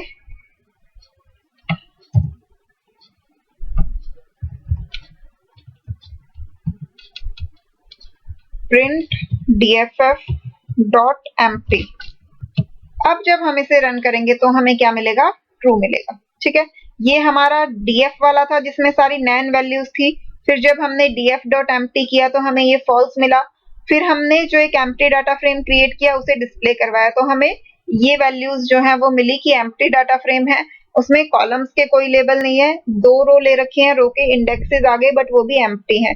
बट यहाँ हमें जो बुलियन रिजल्ट मिला वो क्या मिला, ट्रू, क्योंकि इस बार हमारे डाटा फ्रेम में एक भी वैल्यू जो है वो स्टोर नहीं थी। तो आई होप यहाँ से सबको एम्प्टी एट्रीब्यूट क्लियर हो गया होगा कि नैन वैल्यू के लिए हमें एम्प्टी एट्रीब्यूट फॉल्स देता है, बट अगर एक भी वैल्यू नहीं है, ना ही नैन ना ही कोई वैलिड वैल्यू, तो हमें रिजल्ट जो है वो ट्रू मिलता है। अब आ जाते हैं मेन बुलियन रिडक्शन फंक्शंस पे। हमारे पास एनी और ऑल 2 बुलियन रिडक्शन फंक्शंस होते हैं और इन दोनों में हम जो है एक्सेस आर्गुमेंट प्रोवाइड कर सकते हैं। तो पहले हम पढ़ते हैं एनी के बारे में कि एनी फंक्शन जो है वो क्या काम करता है। बेसिकली एनी फंक्शन जो है वो क्या करेगा कि अगर हमने रो वाइज लिया है तो अगर हमारी रो में एक भी ट्रू वैल्यू है तो वो हमें ट्रू रिटर्न कर देगा। सिमिलरली अगर हम कॉलम वाइज लेते हैं तो अगर हमारे कॉलम में एक भी ट्रू वैल्यू है तो वो हमें ट्रू रिटर्न कर देगा। ठीक है, this function return true if any element is true over the requested axis, कि अगर हमारे रिक्वेस्टेड एक्सिस पे एक भी वैल्यू, एक भी एलिमेंट ट्रू है तो एनी फंक्शन हमें क्या करेगा, ट्रू रिटर्न करेगा। यहाँ रिक्वेस्टेड एक्सिस क्यों लिखा है, क्योंकि हमारा जो है हम रो वाइज भी कर सकते हैं, कॉलम वाइज भी कर सकते हैं। अगर हम एक्सिस 0 दे रहे हैं जो कि हमारा डिफॉल्ट एक्सिस होता है तो हमें कॉलम वाइज मिलेगा, और अगर हम एक्सिस 1 देते हैं तो हमें डाटा जो है वो रो वाइज मिलेगा। By default it checks if any value in a column meets the criteria, यानी कि अगर हमने कोई एक्सेस प्रोवाइड नहीं किया तो बाय डिफॉल्ट वो कॉलम्स पे अप्लाई होता है, कॉलम्स में चेक करता है कि कौन सी वैल्यू जो है हमारे क्राइटेरिया को मीट कर रही है। If it returns true if on any of the value along the specified axis is true, अगर हमारे specified axis पे कोई भी वैल्यू ट्रू है तो ये हमें क्या रिटर्न करेगा, ट्रू रिटर्न करेगा। ठीक है, it is used as per the following syntax, तो इसका सिंटैक्स क्या होता है, data frame comparison result object, यानी कि हमने जो डाटा फ्रेम का कंपैरिजन किया है उसका रिजल्ट, जब भी हम कोई भी रिलेशनल ऑपरेटर लगाते हैं, फिर चाहे वो हमने इक्वल इक्वल ऑपरेटर पढ़ा या greater than equal to, less than equal to, इस तरीके का कोई भी ऑपरेटर जो है अगर हमने वो यूज किया है 2 डाटा फ्रेम्स के बीच में या फिर डाटा फ्रेम और स्केलर वैल्यू के बीच में, तो हमें क्या मिलेगा, उसके रिजल्ट जो होगा उस पे हम इस फंक्शन को अप्लाई करेंगे, डॉट फंक्शन का नाम और ब्रैकेट्स में हम क्या प्रोवाइड करेंगे, आर्गुमेंट। यहाँ पे आर्गुमेंट हम एक्सेस प्रोवाइड करते हैं, एक्सेस ये यहाँ पे नन गलत लिखा हुआ है क्योंकि डिफॉल्ट एक्सेस की वैल्यू यहाँ पे 0 होती है तो ये नन नहीं आएगा। ठीक है, अब हम चेक करते हैं कि ये काम कैसे करता है, क्योंकि थ्योरेटिकली सिंटैक्स देखने से हमें कभी इतना समझ नहीं आता है जब तक कि हम उसे प्रैक्टिकली ना करें। अब ये हमारे पास एक डाटा फ्रेम था DFC2, ठीक है, ये यहाँ पे हमें शो किया गया है जिसमें वैल्यूज थी 10, 20, 30, 40, 50, 60, 70, 80 एंड 90। जब हमने चेक किया कि DFC2 जो है वो 30 से ग्रेटर है या नहीं, ठीक है, हमने जब ग्रेटर देन का साइन लगाया तो एज यूजुअल जैसा कि हमने अभी तक पढ़ा, हमें क्या मिला, एक पूरा डाटा फ्रेम मिल गया जिसमें सारी वैल्यूज क्या थी, ट्रू या फॉल्स। अगर वैल्यू 30 से बड़ी थी तो हमें ट्रू मिला, अगर वैल्यू 30 से बड़ी नहीं थी तो हमें फॉल्स मिला। आप यहाँ पे देख ही सकते हो, फर्स्ट रो की सारी वैल्यूज में से कोई भी 30 से बड़ी नहीं थी, तो फर्स्ट रो में हमें हर केस में क्या मिला, फॉल्स मिला। सेकेंड रो की सारी वैल्यूज 30 से बड़ी थी तो हमें सेकेंड रो में हर जगह ट्रू मिला। थर्ड रो की भी सारी वैल्यूज 30 से ग्रेटर थी तो थर्ड रो में भी हमें क्या मिला, हर जगह ट्रू मिला। अब हम इस रिजल्ट पे क्या लगा सकते हैं, बुलियन रिडक्शन फंक्शन। अभी तक हमने एक ही बुलियन रिडक्शन फंक्शन पढ़ा एनी, तो हम इस पे क्या कर सकते हैं, डॉट एनी, इस तरीके से हम ये मेथड जो है अप्लाई कर सकते हैं। अब आप यहाँ देख सकते हैं एनी के अंदर हमने कोई भी एक्सेस प्रोवाइड नहीं किया, और हमने अभी पढ़ा था कि बाय डिफॉल्ट वो किस पे चेक करता है, कॉलम्स पे चेक करता है। तो जब हमने यहाँ एक्सेस प्रोवाइड नहीं किया तो हमें कॉलम वाइज रिजल्ट मिलेगा, यानी कि हमें ए के लिए, बी कॉलम के लिए और सी कॉलम के लिए, तीनों के लिए रिजल्ट मिलेगा। अब ए कॉलम में भी दो वैल्यू ट्रू थी, हमें तो रिजल्ट ट्रू करने के लिए एक ही ट्रू चाहिए। अगर हमें कॉलम में कहीं भी एक भी वैल्यू ट्रू मिल गई तो यानी कि हमारा पूरा रिजल्ट ट्रू हो जाता है। तो हमारे पास ए कॉलम में भी ट्रू वैल्यू है, बी में भी और सी में भी, तो हमें तीनों ही कॉलम्स के लिए रिजल्ट क्या मिल गया, ट्रू मिल गया। ठीक है, सिमिलरली हम इसे रोज के लिए कर सकते हैं। अगर हम यहाँ ब्रैकेट में लिख देते एक्सेस इज इक्वल टू 1, तो उस केस में हमें रिजल्ट क्या मिलता, रो वाइज मिलता, और जब रो वाइज रिजल्ट मिलता तो जीरोथ रो में एक भी ट्रू वैल्यू नहीं है, तो जीरोथ रो के लिए फॉल्स मिलता, फर्स्ट और सेकंड के लिए हमें क्या मिल जाता, ट्रू मिल जाता।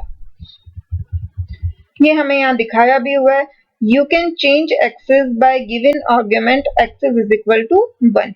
हम जो है एक्सेस चेंज भी कर सकते हैं, and it will perform boolean reduction for each row this time. जब हमने एक्सेस 1 दे दिया तो ये हर रो के लिए रिडक्शन परफॉर्म करेगा।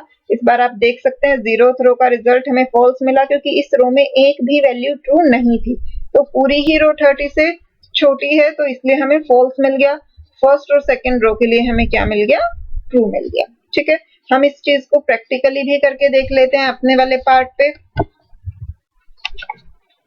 एम्प्टी हम ऑलरेडी यूज कर चुके हैं तो हमें इसकी जरूरत नहीं है, हम इसे यहाँ से हटा देते हैं। ठीक है, हम df1 पे इसे यूज करके देखते हैं। पहले किसी भी डाटा फ्रेम पे आप इस फंक्शन को अप्लाई कर सकते हो। अब df1 में हमारा डाटा क्या था, 1 2 3 4 5 6 7 8 9, ये डाटा था। पहले हम df1 को प्रिंट ही करवा देते हैं ताकि नेक्स्ट आउटपुट जो है वो हमें इजीली समझ आ जाए। अब इसके बाद प्रिंट df1 ग्रेटर देन हम ले लेते हैं यहाँ से 3। ठीक है, अब यानी कि ये हमें क्या देगा, बुलियन वैल्यूज देगा। इसे हम रन करवा के देख लेते हैं एक बार। ये देखिए, ये हमारा एक्चुअल डाटा फ्रेम था df1। जब हमने उस पे कंडीशन लगाई ग्रेटर देन 3, तो फर्स्ट रो की कोई भी वैल्यू 3 से ग्रेटर नहीं थी, तो हमें पूरी रो में फॉल्स मिला। सेकेंड और थर्ड रो में हमें ट्रू मिला। अब जब मैं यहाँ पे बुलियन रिडक्शन फंक्शन लगाऊंगी, print df1 greater than 3 dot any, अब हमें क्या मिलेगा, यहाँ पे मैंने क्योंकि एनी के अंदर कोई भी एक्सेस प्रोवाइड नहीं मिला है, तो हमें हर कॉलम के लिए जो है वो रिजल्ट मिल जाएगा। इसे अब हम अगर रन करवा के देखें तो आप देख सकते हैं यहाँ पे हमें पहले जीरोथ कॉलम के लिए मिला दैट इज ट्रू, फिर हमें फर्स्ट कॉलम के लिए मिला ट्रू, फिर हमें सेकंड कॉलम के लिए मिला ट्रू। अब यहाँ पे आपको मे बी देख के कंफ्यूजन हो रही होगी कि ये रो है या कॉलम, क्योंकि हमारे पास जो हमारा एक्चुअल डाटा फ्रेम था उसमें हमारे रो के इंडेक्सेस भी 0 1 2 थे और कॉलम्स के इंडेक्सेस भी 0 1 थे 1 2 3 थे। तो अगर आपको इस चीज को चेक करना है तो यहाँ आप लेबल्स जो है वो चेंज कर लो, कोमा लगा के हम यहाँ पे प्रोवाइड कर देते हैं इंडेक्स इज इक्वल टू, हम रो के इंडेक्सेस दे देते हैं स्मॉल abc में a, b, c। ठीक है, और हम कॉलम्स के लेबल दे देते हैं कैपिटल में। Columns is equal to A, then B and then C। अब हम इसे रन करवा के देखते हैं। अब आप यहाँ पे देख सकते हैं हमारा जो ये एक्चुअल डाटा फ्रेम था, हमारे रो के लेबल स्मॉल एबीसी में है, कॉलम्स के लेबल जो है कैपिटल एबीसी में। यहाँ जब हमने कंपैरिजन किया तो भी आप यहाँ पे लेबल्स देख सकते हैं। तो जब हमने बुलियन रिडक्शन फंक्शन लगाया तो हमें डाटा जो है वो कॉलम वाइज मिला। फर्स्ट हमारा ए कॉलम था, उसमें भी ट्रू वैल्यू थी, बी कॉलम में भी ट्रू वैल्यू थी और सी कॉलम में भी जो है वो ट्रू वैल्यू थी। तो हमें तीनों कॉलम्स के लिए क्या मिल गया? ट्रू मिल गया।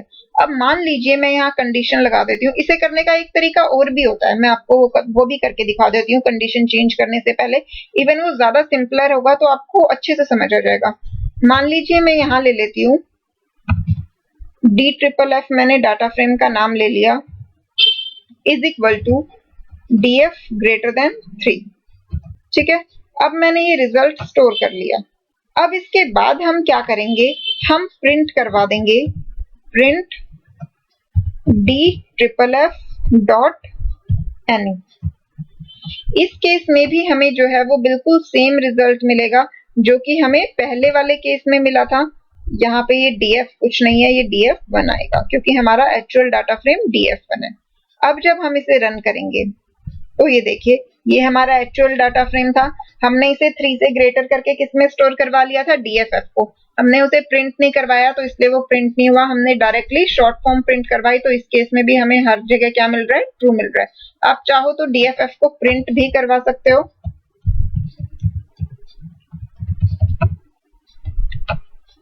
और अब इसे रन करो तो आप यहाँ देख सकते हो बिल्कुल सेम वही रिजल्ट है जो हमें पहले मिला था। बट इस बार जो है हमारी कोडिंग बिल्कुल नीट एंड क्लीन है।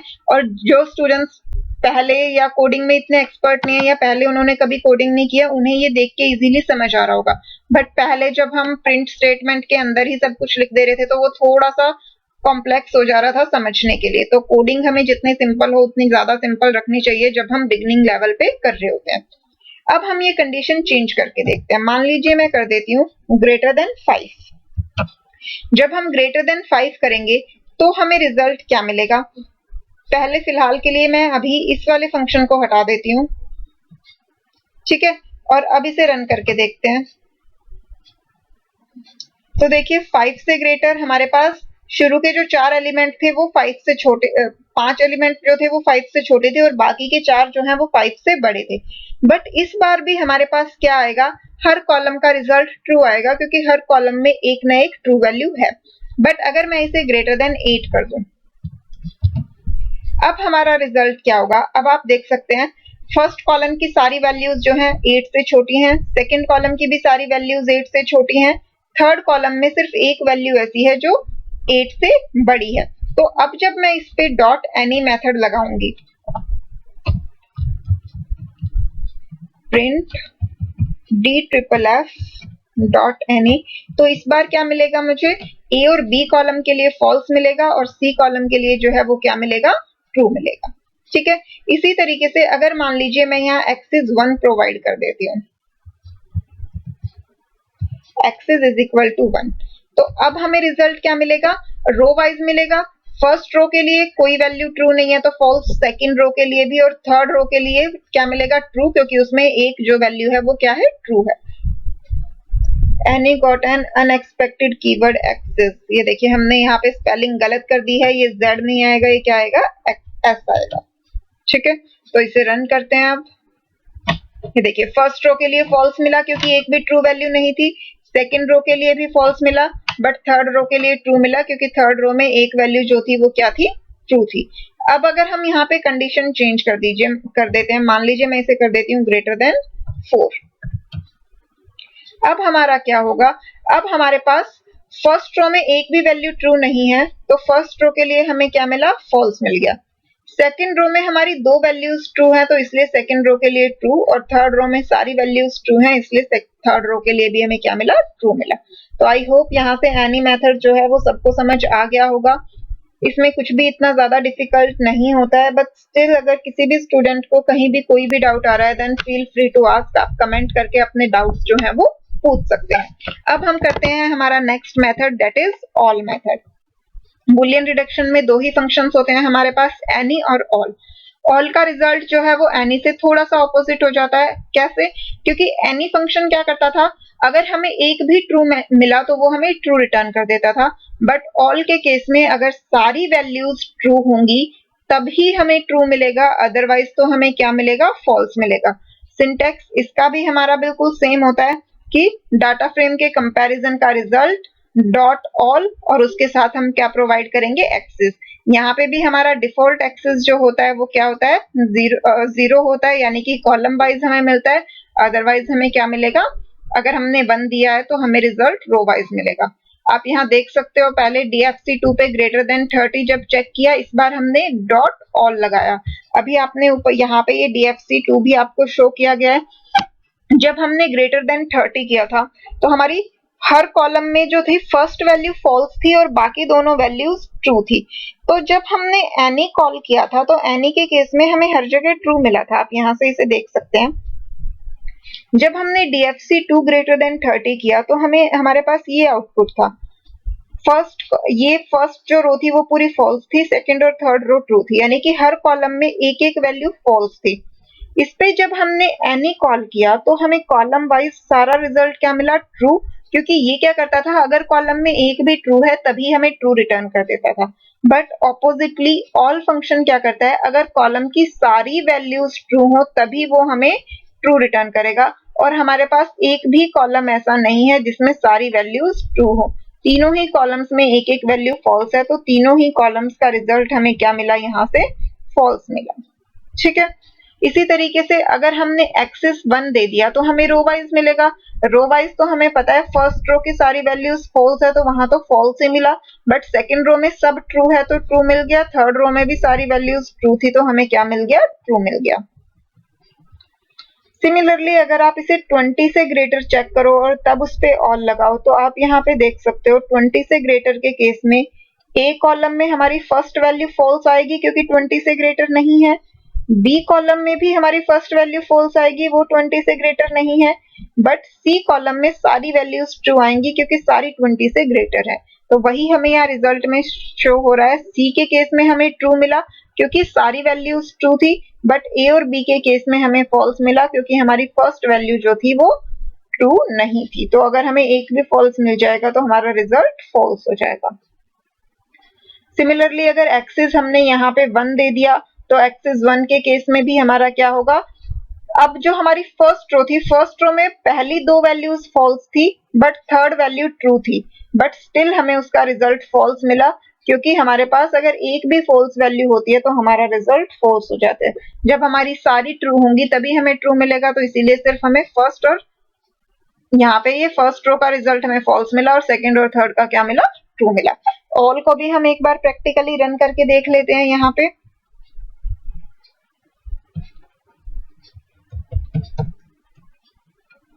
कंडीशन हम फिलहाल के लिए यही रहने देते हैं, ग्रेटर देन 4। जब हमने ग्रेटर देन 4 लगाया है तो यहाँ पे हमारे पास ये वाला आउटपुट मिला है हमें। इस आउटपुट में हमारा क्या है, एक भी कॉलम ऐसा नहीं है जिसमें सारी वैल्यूज ट्रू हो, तो हर कॉलम के लिए हमें यहाँ पे क्या मिल जाएगा, फॉल्स मिल जाएगा। ठीक है, तो इसे एक बार रन करके देख लेते हैं। ये देखिए हर कॉलम के लिए हमें फॉल्स मिला क्योंकि एक भी कॉलम ऐसा नहीं था जिसमें कोई भी वैल्यू क्या हो, ट्रू हो, मतलब एक भी कॉलम ऐसा नहीं था जिसमें सारी वैल्यूज जो हो वो ट्रू हो। बट मान लीजिए मैं यहाँ इस वैल्यू को 4 की जगह कर देती हूँ 2। अब इस केस में क्या होगा, हमारा थर्ड कॉलम जो है, थर्ड कॉलम में सारी वैल्यूज ट्रू आ जाएंगी क्योंकि सारी वैल्यूज 2 से ग्रेटर है। ठीक है, तो इसे रन करके देखते हैं। ये देखिए फर्स्ट कॉलम में एक फॉल्स वैल्यू है, सेकंड कॉलम में भी एक फॉल्स वैल्यू है, लेकिन थर्ड कॉलम में सब ट्रू है, तो इसलिए थर्ड कॉलम के लिए हमें क्या मिला, ट्रू मिला, बट ए और बी कॉलम के लिए हमें क्या मिला, फॉल्स मिला। सिमिलरली मान लीजिए मैं यहाँ पर अगर इसे ऑल के बाद एक्सेस प्रोवाइड कर देती हूँ, एक्सेस इज इक्वल टू 1, तो अब ये हमें रिजल्ट क्या देगा, रो वाइज देगा। रो वाइज में आप देख सकते हैं फर्स्ट रो में हमारे पास 2 फॉल्स वैल्यू है, यानी कि सारी ट्रू नहीं है तो रिजल्ट ट्रू नहीं होगा। तो फर्स्ट रो के लिए फॉल्स आएगा, बट सेकंड और थर्ड रो में सारी वैल्यूज ट्रू है, तो उनके लिए रिजल्ट जो है वो क्या हो जाएगा, ट्रू हो जाएगा। तो ये देखिए फर्स्ट रो के लिए हमें रिजल्ट क्या मिला, फॉल्स मिला, और सेकंड और थर्ड रो के लिए जो है वो रिजल्ट हमें क्या मिला है, ट्रू मिला है। तो इस तरीके से ऑल फंक्शन भी जो है वो एनी की तरह ही वर्क करता है, बट फर्क सिर्फ क्या होता है कि एनी फंक्शन को एक भी ट्रू वैल्यू मिली तो वो ट्रू रिटर्न कर देगा, बट ऑल फंक्शन को सारी वैल्यूज ट्रू चाहिए, वो तभी ट्रू रिटर्न करेगा, अदरवाइज वो फॉल्स रिटर्न कर देगा। इसके साथ साथ बुलियन रिडक्शन वाला पार्ट जो है वो हमारा कंप्लीट हो गया है। इसमें बस ये एक चीज और दी गई है, वो क्या है, You can even further reduce the result of a Boolean reduction by using another any or all with the overall result. अभी तक हमने सिर्फ एक बार अप्लाई किया, जैसे कि ये था हमारा DFC2 greater than 30 dot any जब हमने किया तो हर कॉलम में हमारी एक एक फॉल्स वैल्यू थी, बट हमने any लगाया था, तो यहाँ हमें हर कॉलम के लिए रिजल्ट क्या मिला, ट्रू मिला। बट मान लीजिए हमें अपने पूरे डाटा फ्रेम के लिए एक ही वैल्यू चाहिए, हमें ये हर कॉलम वाइज या हर रो वाइज भी नहीं चाहिए, तो हम इस पे आगे फर्दर भी जो है वो फंक्शनैलिटी लगा सकते हैं। वो कैसे लगाएंगे, जैसे मान लीजिए मुझे अब ये क्या चाहिए, पूरा रिजल्ट चाहिए, बट इस बार मुझे क्या चाहिए, अगर हर कॉलम जो है वो ट्रू है तो ट्रू मिले, वरना फॉल्स मिले, तो मैंने यहाँ पे आगे और क्या ऐड कर दिया, ऑल लगा दिया, तो इस केस में हमें क्या मिल गया, ट्रू मिल गया। सिमिलरली यहाँ पर ये हमने रो वाइज किया था, तो इस केस में भी अगर हमने आगे एक और फंक्शन ऐड कर दिया तो उससे हमारा रिजल्ट जो है वो और भी ज्यादा मिनिमाइज हो गया। हम इसे भी एक बार करके देख लेते हैं, हम इसी पे अप्लाई कर लेते हैं। यहाँ पे हमने जब ऑल मेथड लगाया तो all method axis is equal to 1 के लिए जब हमने लगाया, तो एक्सिस इज इक्वल टू 1 पे जब हमने ऑल लगाया तो हमें रो के फर्स्ट रो के लिए फॉल्स मिला, और सेकंड रो और थर्ड रो के लिए हमें क्या मिला, ट्रू मिला। तो अब अगर हमें इसे फर्दर मिनिमाइज करना है तो हम क्या करेंगे, मान लीजिए मैं यहां लगा देती हूँ डॉट एनी। अब एनी मेथड क्या करता है कि अगर एक भी ट्रू हो तो ट्रू रिटर्न कर देता है। अब ये वाला जो रिजल्टेंट हमारा है, इसमें हमारे पास एक फॉल्स है और 2 ट्रू है, तो इस केस में हमें ओवरऑल रिजल्ट क्या मिलेगा, ट्रू मिलेगा। तो इसे एक बार रन करके देख लेते हैं।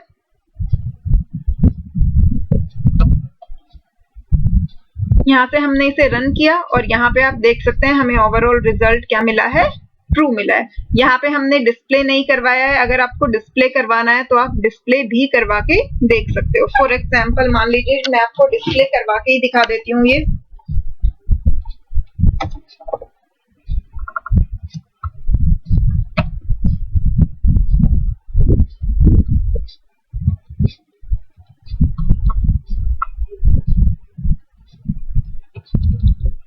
Print DFF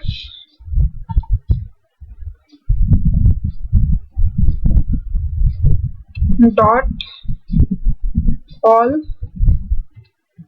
and axis is equal to 1। ठीक है, इसके बाद एक प्रिंट स्टेटमेंट और दे देते हैं ब्लैंक लाइन के लिए। अब इसे रन करवा के देखिए तो आपको सारी चीजें क्लियरली दिखाई देंगी। पहले हमारा सिंपल डाटा फ्रेम जो था वो प्रिंट हुआ, ये हमारा स्क्रॉल अप हो गया है क्योंकि हमारी आउटपुट स्क्रीन जो है थोड़ी सी शॉर्ट है, ये यहाँ से हमारा आउटपुट स्टार्ट हो रहा है। पहले हमने ये प्रिंट DF1 दिया था तो हमारा actual data frame DF1 print हुआ। फिर हमने इस पे कंडीशन लगाई ग्रेटर देन 2, तो हमें ये डाटा फ्रेम मिला जिसमें हमारे फर्स्ट कॉलम में एक फॉल्स था, सेकंड कॉलम में भी एक फॉल्स था और थर्ड कॉलम में सारे ट्रू थे। इसके बाद हमने क्या किया, इस पे बुलियन रिडक्शन ऑल फंक्शन लगाया। ऑल लेकिन हमने एक्सिस 1 के साथ लगाया, यानी कि हमें रो वाइज रिडक्शन करनी है। तो फर्स्ट रो में हमारे पास सारी वैल्यूज ट्रू नहीं थी, तो फर्स्ट रो के लिए हमें यहाँ से क्या मिला, फॉल्स मिला। सेकंड और थर्ड रो में सारी वैल्यूज ट्रू थी, तो दोनों रोज के लिए हमें क्या मिल गया, ट्रू मिल गया। इसके बाद हमने इसे फर्दर मिनिमाइज किया। अब इस पे हमने क्या लगा दिया, एनी मेथड। एनी मेथड क्या करता है, अगर हमें एक भी ट्रू मिले तो वो ट्रू दे देता है। यहाँ पे हमारे पास क्या थी, एक वैल्यू फॉल्स थी, 2 ट्रू, तो हमें रिजल्ट क्या मिल गया, ट्रू मिल गया। बट अगर हम यहाँ पे ऑल मेथड लगा देते दोबारा, तो इस केस में हमें रिजल्ट क्या मिलता, इस केस में हमें रिजल्ट आप यहाँ पे देखिए फॉल्स मिला, क्योंकि ऑल को क्या चाहिए होता है, जब सारे ट्रू होते तभी ट्रू रिटर्न करता है, और यहाँ पे हमारे पास सारी वैल्यूज जो है वो ट्रू नहीं है, तो इसलिए हमें ये क्या मिला, फॉल्स मिला। ठीक है, तो आई होप ये चीज जो है वो सबको समझ में आ गई होगी। हम सिंगल टाइम भी बुलियन रिडक्शन फंक्शन लगा सकते हैं, उससे हमें रो वाइज या कॉलम वाइज जो है डाटा मिल जाता है। लेकिन अगर हमें रो वाइज या कॉलम वाइज भी डाटा नहीं चाहिए, हमें पूरे डाटा फ्रेम के लिए एक सिंगल वैल्यू चाहिए, तो हम सेकेंड टाइम भी बुलियन रिडक्शन फंक्शन जो है वो लगा सकते हैं। तो यही था हमारे बुलियन रिडक्शन में। इसके साथ साथ हमारा बुलियन रिडक्शन वाला पार्ट जो है वो क्या हो गया, कंप्लीट हो गया। नेक्स्ट पार्ट जो है हमारा वो है कंबाइनिंग डाटा फ्रेम, लेकिन इस पार्ट को हम नेक्स्ट वीडियो में डिस्कस करेंगे, क्योंकि डाटा फ्रेम की कंबाइनिंग ऑलरेडी अपने आप में बहुत ही लार्ज पार्ट है, तो इस वीडियो में उसे कवर कर पाना मुश्किल होगा, क्योंकि कंबाइनिंग के हमें 3 मेथड्स पढ़ने हैं, तो इसलिए हम उसे नेक्स्ट पार्ट में स्टडी करेंगे। आज के लिए हमने 2 चीजें पढ़ी। पहली हमने क्या पढ़ी थी, कंपैरिजन कैसे होता है पांडास ऑब्जेक्ट का, और सेकंड हमने पढ़ा कि उनका उसके कंपैरिजन का फिर फर्दर बुलियन रिडक्शन कैसे होता है। तो आप इन दोनों पार्ट को अच्छे से रिवाइज कीजिए। आपको जो भी कमेंट आ रहा है, सॉरी जो भी डाउट आ रहा है आपको, वो आप कमेंट करके पूछिए, और साथ ही साथ कमेंट करके मुझे ये भी बताइए कि आपको वीडियोस जो है वो समझ में आ रही हैं या नहीं आ रही। तब तक के लिए बाय।